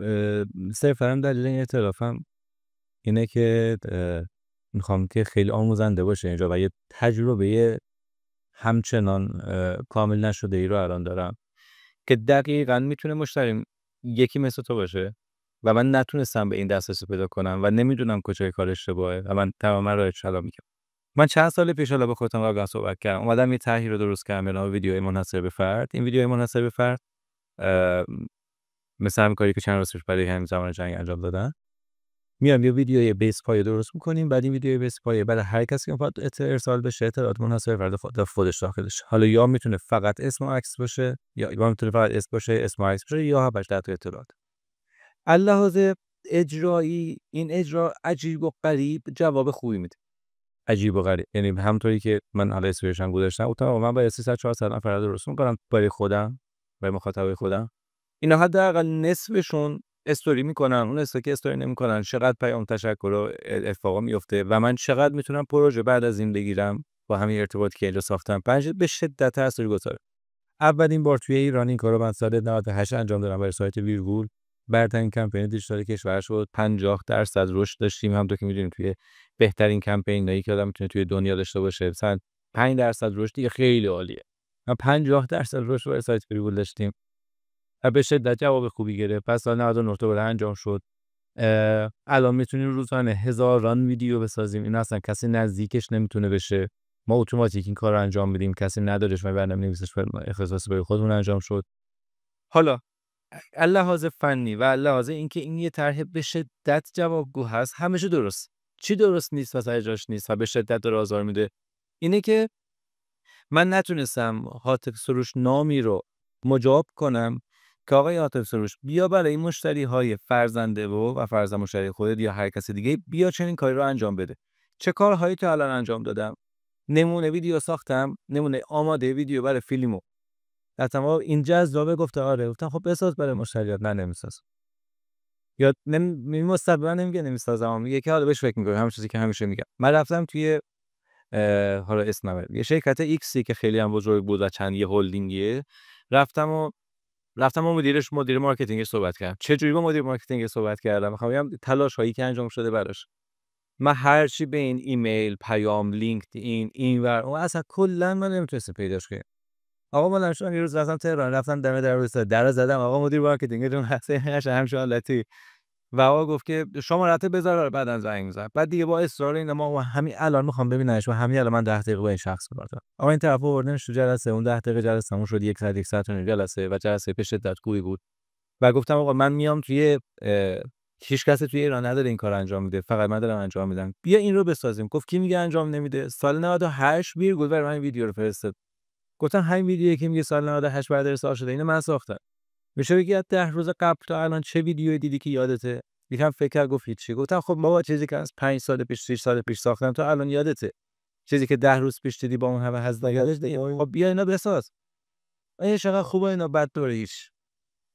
بعد میریم بهش بعضی از شرکت‌ها، من 2 تا شرکت که رفتم و چندین ساعت و چندین جلسه باشون جلسه گذاشتم که بیان این کاری انجام بدین، خودشون اومدن با عکس این کاری انجام دادن. 7 8 10 تا عکس گذاشتن تو پلتفرم برای مخاطب ارسال کردن و به شدت شکست خورد. اسنپ، حالا من اسم بیارم، اسنپ اومد برای چند میلیون کار برای خودش این کارو انجام داد. برای چند میلیون. یک نفر من ندیدم استوریش کنه. یک نفر، فقط 2 تایی که تبلیغاتچی بودن استوریش کردن که آقا برین توی صفحتون چه چیزی هست ببینید تو رو خود. یک نفر استوریش نکرد. این همون ایده من بود که من رفته بودم باشون صحبت کرده بودم. دقیقاً همون ایده رو اجرا کردم. ولی بعد اجراش کردم. خب و اینجا واقعا من میسوزم که آقا من چنین ایده‌ای دارم. چند سال زور زدم که چنین اجرایی رو الان دارم. و اینقدر جوابه. و جوابش من 10 بار تا برای خودم گرفتم، برای بیل گرفتم، برای فلانی گرفتم. الان فلانی نامی چرا نمیاد این پروژه رو کار کنه؟ آیا بعد باجر رو بدم بلد نیستم این طرف؟ خب آیا بعد اون ارتباط علی یه جور دیگه ای شکلش بدم بلدش نیستم؟ آیا نمونه ساختم رفتم برای فیلم و من نمونه ساختم و هزینه داره این کار، خیلی هم هزینه‌اش در زیاده. رفتم نمونه ساختم، ببین چه این ویدیویی برای مخاطب بفرستی چقدر خوبه. برای فرض کن شما خودت الان همین شنوتویی که میگی بابا بیاد بگه که جواد سمیر تو توی شنوتو در سالی که گذشت 200 ساعت پادکست کو فرزن گوش داد. خب معلومه من استوریش میکنم. چرا استوریش میکنم؟ چون میخوام میگم من جواد سمیر خیلی آدم بزرگی هستم که ببین من 200 ساعت پادکست گوش دادم. خب در لایه دوم بره سری شفاهن و سری هنداره روی شنوتو تاثیر مثبت میذاره. خب بعد خیلی میدونیم که اتفاق خوبه. میخوام بدونم و این حالا اینو من مثال زدم، میدونم که توی اصفهان و سایر شهرستان‌ها، سایر استان‌ها و حتی تهران خدمات خیلی خوبی هست که مشتری خوبی نداره و یه جایی کار میلنگه. تویی که تمام این تجربه رو گذروندی، کجای کار میشه که این پس میزنه؟ کدوم مرحلهش؟ ببین اولین اصلش اینه که یه اتفاق رو واقعا باید خدا بخواد. آره. یعنی شاید من خیلی با صحبت‌های ATP من خیلی رو میگم نمیدونم ملا شدی فلان شدی، از که اینجوری نیست. واقعا به این اعتقاد پیدا کردم که اگر یک چیزی بخواهد رشد کند، خدا بخواهد، کل عالم که بخوان جلوی این اتفاق رو بگیرن نمیتون. و وای به اون روزی که همه عالم بخواهد و خدا نخواهد، که به هر دلیلی میتونه. نکته بعدیش اینه که جواد جان شما اول اومدی یک چیزی رو که اصلا چیز خوبیه تولید کردی، بعد داری دنبال مصرف کننداش میگردی. درسته. ببین الان اینو نمیخوایم تحلیلش کنیم که بگیم خوبه یا بده، چون یه اتفاق افتاده تو اینو تولید کردی، حالا اصلا به هر دلیل اصلا بنده یه رو این کرد. حالا کاری که باید بکنیم، من اگر باشم میام یک مدل ذهن افانی برای این در میارم بر اساس مدل پاور اینترست، قدرت علاقه. همون مشتری احتمالی دیگه. نه، قدرت علاقه که ببینی نه کی ذهن افانی که میگی.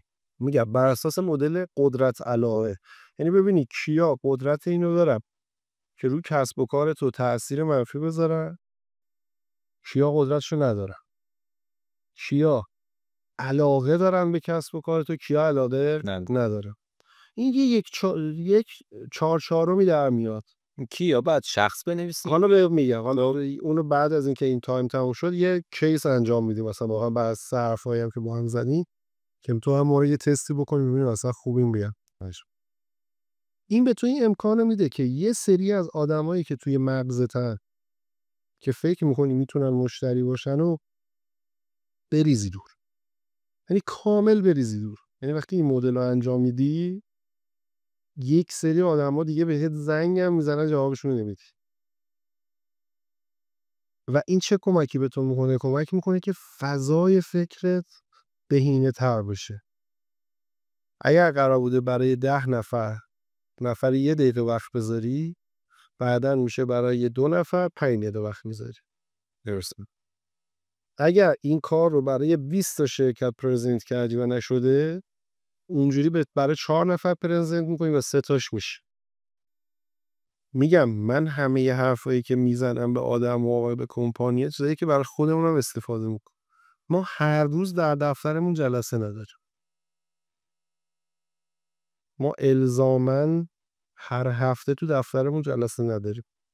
ولی از هر جلسه‌ای که در دفترمون برگزار میکنیم عقد قرارداد داریم. چون به یه نکته‌ای رسیدیم ما هممون که ما دیگه عمرمون رو کردیم. جدی بهت میگم، یعنی حالا مثلا اینجوری نشه که آقا نمیدونم این 40 سالش نشده هنوز، اون یکی که هنوز مثلا 45 سالشه. واقعا رسیدیم به این نکته و به این نقطه که ما دیگه عمرمون رو کردیم. یعنی چی؟ یعنی من هاتف سروش هر چقدر میخواستم آدم معتبری بشم شدم 20% بالا پایین. هر چقدر میخواستم آدم عمیقی بشم شدم. تو چند سالگی میگفت؟ من همین توی همین اتفاقات شرکت به این نتیجه رسیدیم با بچه‌ها و هممون جالبیش اینه که تعریف غذا خوشمزه‌مون رو میکنیم. اون همه به این نقطه رسیدیم که آقا قبول دارین اند استیج، قبول دارین سکوی آخره، قبول دارین حوصله این که دیگه بریم یه کسب و کار دیگه بزنیم و نداریم. همه گفتن بله.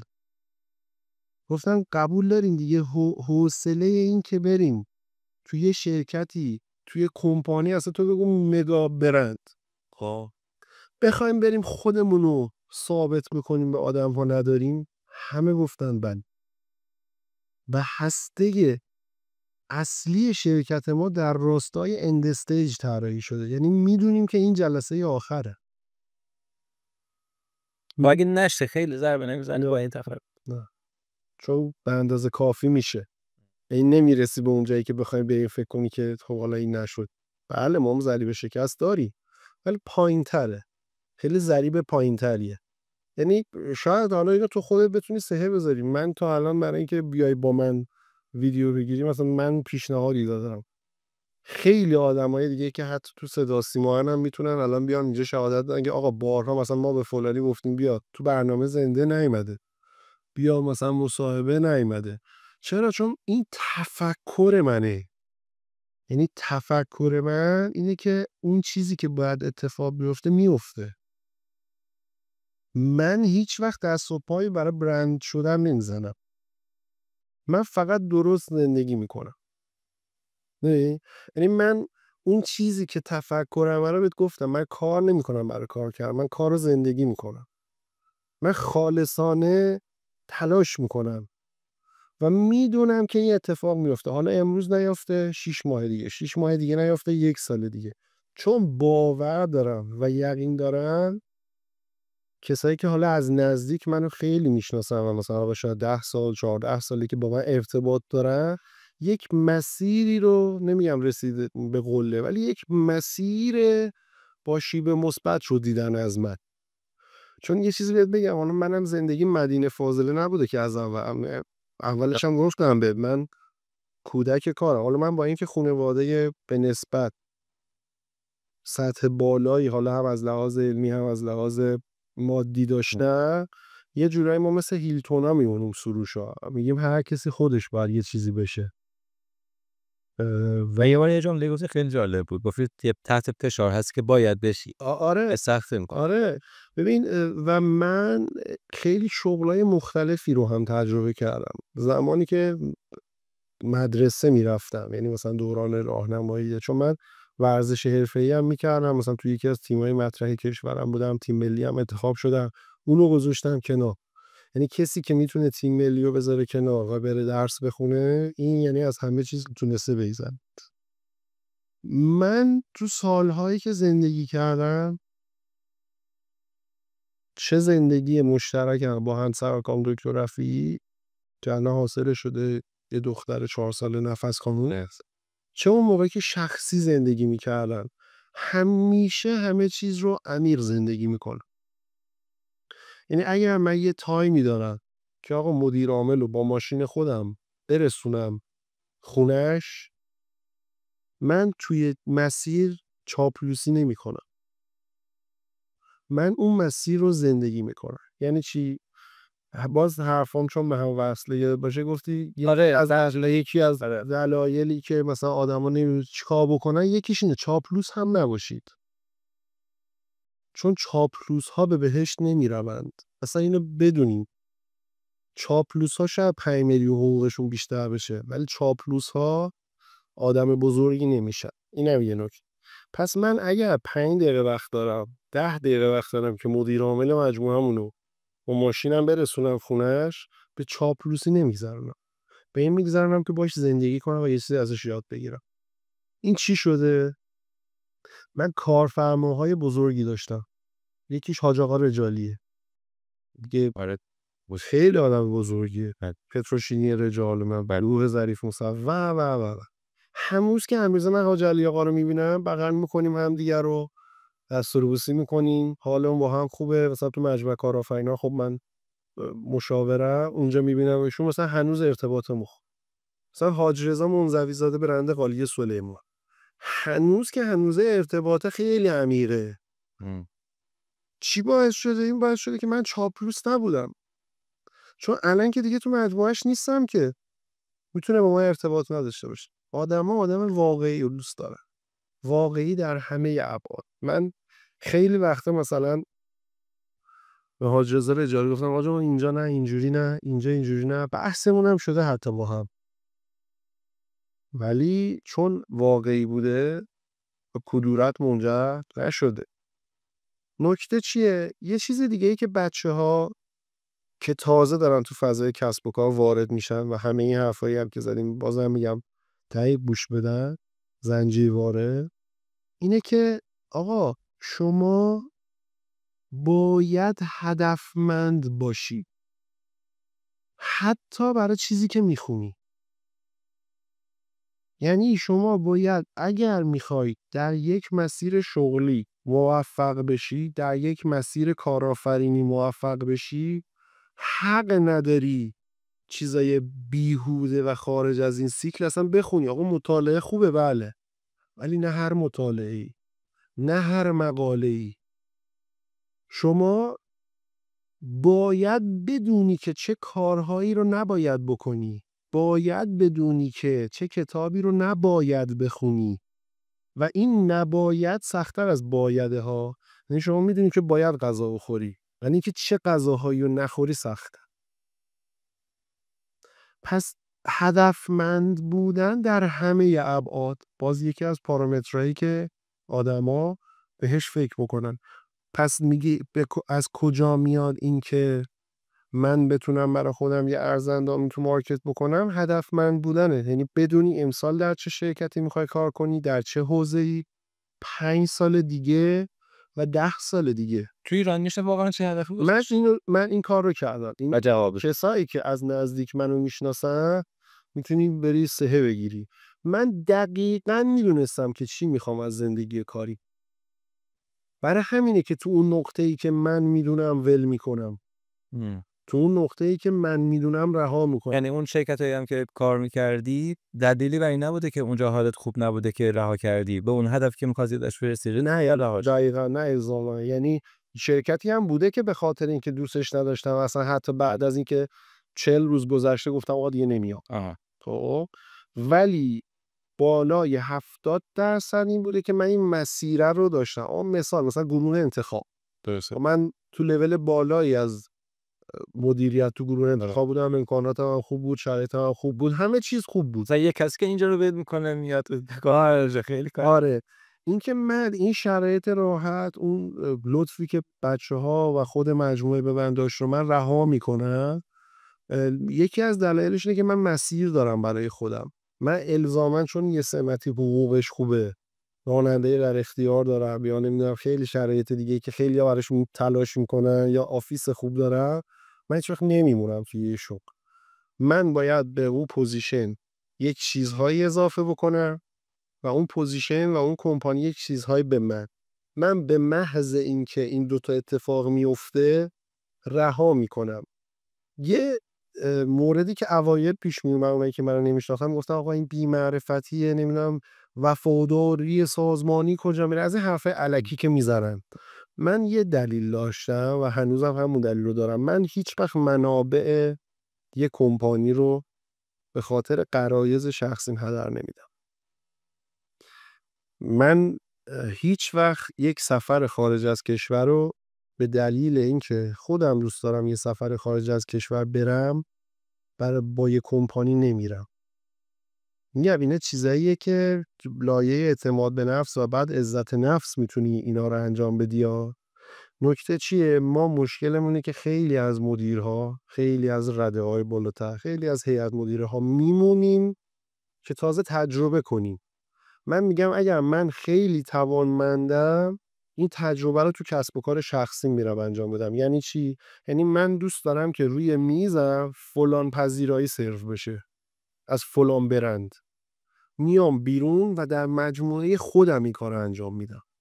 برای همینه که حق انتخاب من دارم، چون آدما دارن منو میبینن. میگن اگر یه روز هاتف به ما میگفتش که این روش رو باید در بیزینس انجام بدیم، اومده در کسب و کار خودش داره انجام میده. اگر میگفتم که به نیروها باید پاداش بدهیم، الان میبینن که تو دفتر خودمون داریم این کار رو میکنیم. پس من اگر میبینی 5 سال میگذره، 6 سال میگذره، تو بهترین حالت ممکن رها میکنم، این رهاییه که نمیخوام منابع اون سازمان دیگه حرون بشه. جواب سوال ما هنوز کامل نگرفت. بگو کدوم بخششه؟ همون بخشی که آقا الان دقیقاً من برام چیکار کنم؟ اون کس که باشه ارتباط بگیرم. یا یه جواد سمیعی نامی رو داری میگی که آقا یه محصولی داره که نمیتونه آدم مثلا آقا من یه فیلم مثلا محصول خاصی هم ندارم. من یه فیلم من یادم خیلی خلاقم، اون فیلم تبلیغاتی خیلی قشنگی بسازم و میدونم که از فلان شرکت تهرانی هم دارم قوی‌تر کار میکنم، نمونه کارش هم موجود دارم. الان من چه جوری باید برم پیش انتخاب؟ اونه که جوابش یه بخشیشو بده، یه بخش گفتم اون مدل رو بعد انجام. آره چون که بعد یه سری آدما اصلا بذاری کنار و بعد شاید قرار باشه که برای یه سری آدما بیشتر وقت بذاری. این بیشتر وقت خودش این شکلی. من میخوام به هاتف فلان پیام بدم. من چه پیام بدم؟ من کلا خودم آدم سختی ام. یعنی مثلا من بودم رو بکنم سخته. دقیقاً. نه برای کلاس بیشتر، به خاطر اون هدف داری، به خاطر زمانبندی خاص پیش از زندگی. من ما چه میفهمم پیداش کنم باشه. من خودم با همین اوضاعی که خودم دارم اعلام میکنم که دیدن من سخته، خب نه به دلیلی که خیلی آدم خفنی ام یا آدم خیلی خاصی ام، به دلیل تایم منم. 2 روز تهرانم، یه سری وقت بیرون ایرانم و یه سری وقت اصفهانم. خود من پیش اومده برای اینکه یه نفر رو ببینم که توی مارکت از خودم قوی تره. مثلا مدیر کل برند و بازاریابی یکی از مگا برندهای ایرانه، خود من 6 ماه وقت گذاشت.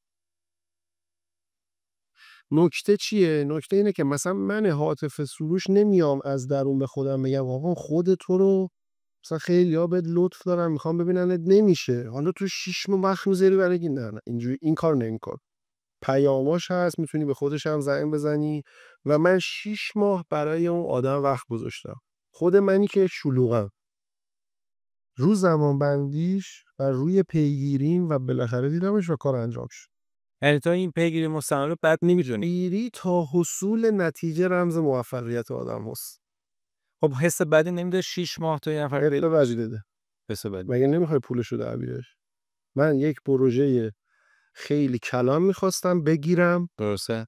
که فقط اون آدم میتونست امضا بکنه و من هاتف سروش با همه هر غرور و هر چیزی که هر کسی داره 6 ماه وقت گذاشتم و اون پروژه رو رفتم گرفتم. حقیقتا دنبال هم جواب. خب نکته چیه؟ نکته اینه که هدفمند بودن.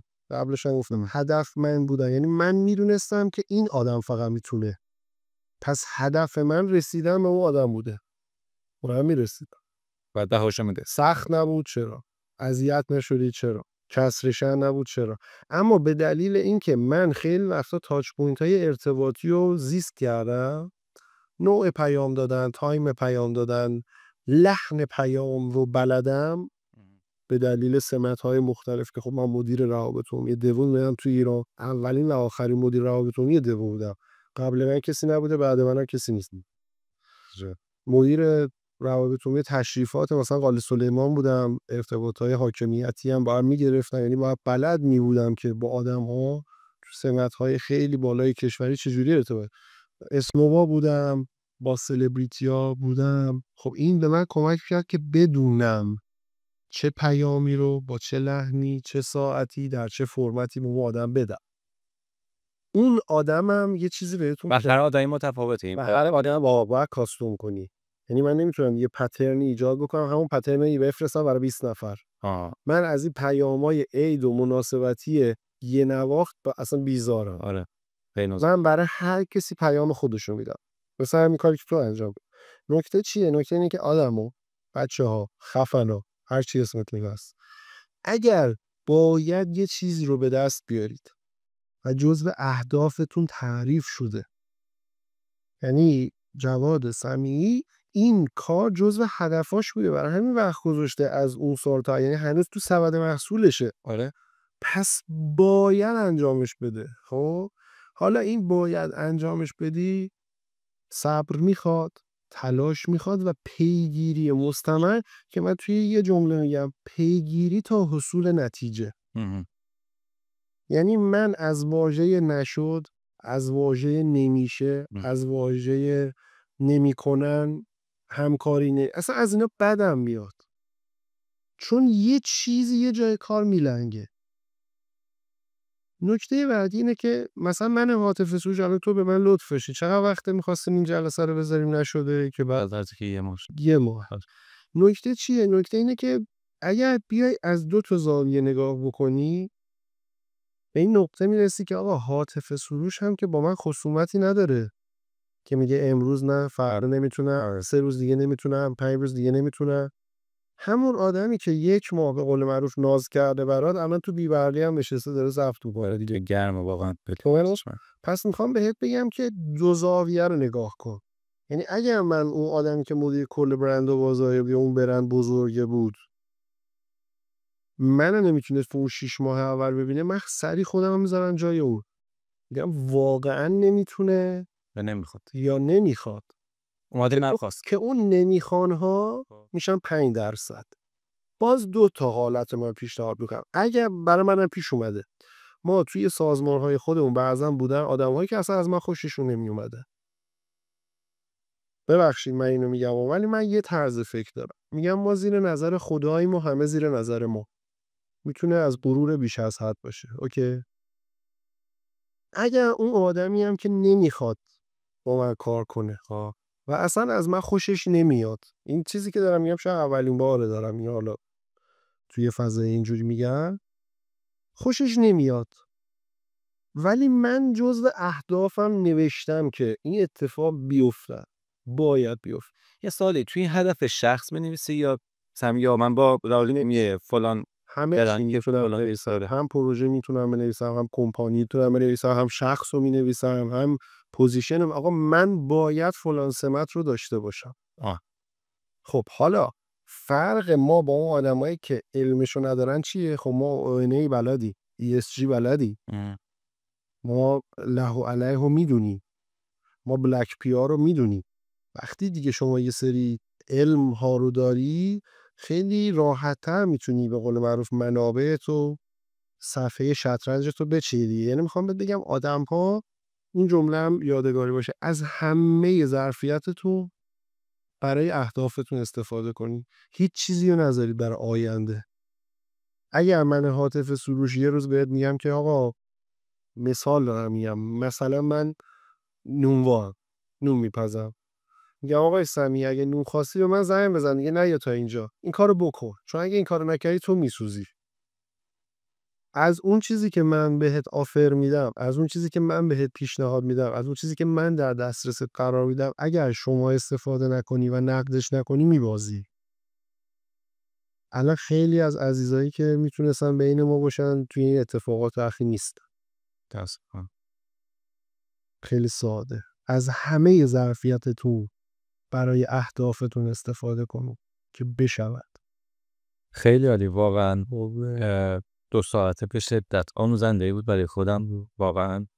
مرسی که اومدی، مرسی که تو همین گرما و بی‌برقی واقعا تحمل کردی و خیلی برام ارزشمند بود هم حضورت هم صحبتایی که داشتی.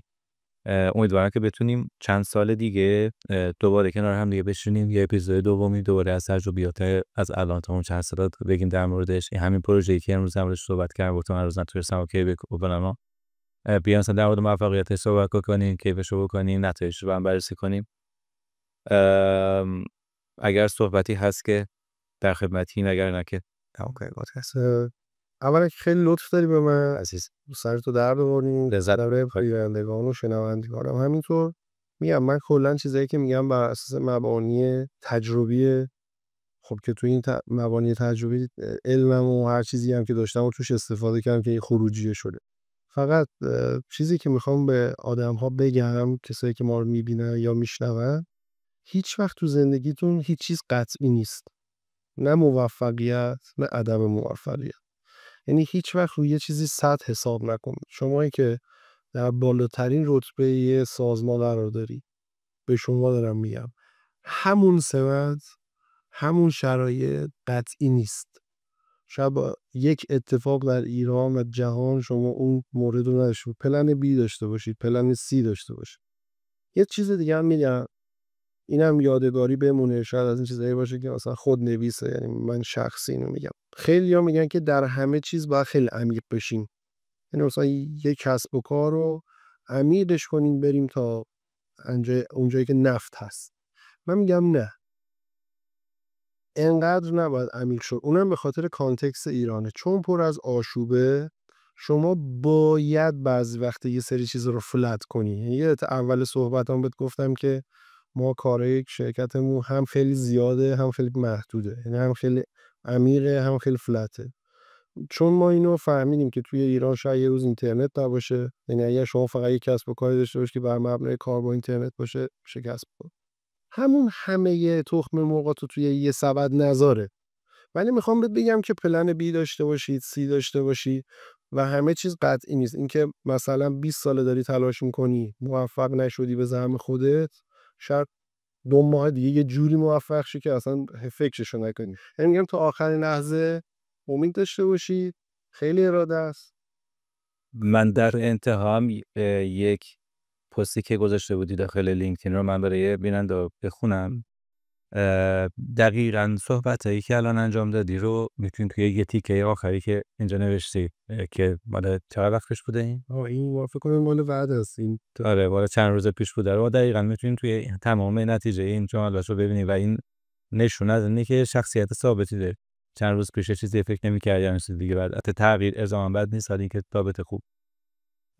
یه سری جملات نوشته شده آخرش اینه میگه اما چند مورد رو برای همه عزیزانی که کارمند هستن و به هر شکلی حقوق دریافت میکنن میگم که اگر رعایت کنید یا از کارمندی نجات پیدا میکنین یا نفر بعدی توی تعدیل ها قرار نمیگیرید. 1. عمیق باشید. 2. واقعی باشید. 3. صریح باشید. 4. جدی باشید. 5. بروزتر از همکارانتان باشید. 6. جسور باشید. 7. جیره‌خوار نباشید. 8. چاپلوس نباشید. 9. وابستگی به بخش خاصی نداشته باشید مثلا مارکتینگ و غیره. 10. معتاد به کارمندی نباشید و مورد آخر اهل زندگی کردن باشید. حقوق رو گدایی نکنید. رزق و روزی دست خداست. عزت از ذلت هم دست همون خداست. آرزوی پیروزی برای همه شما عزیزان. مرسی است اومدی، لذت بردم. متشکرم. اراده سلامت باشی. متشکرم. پس بعدم مرسی.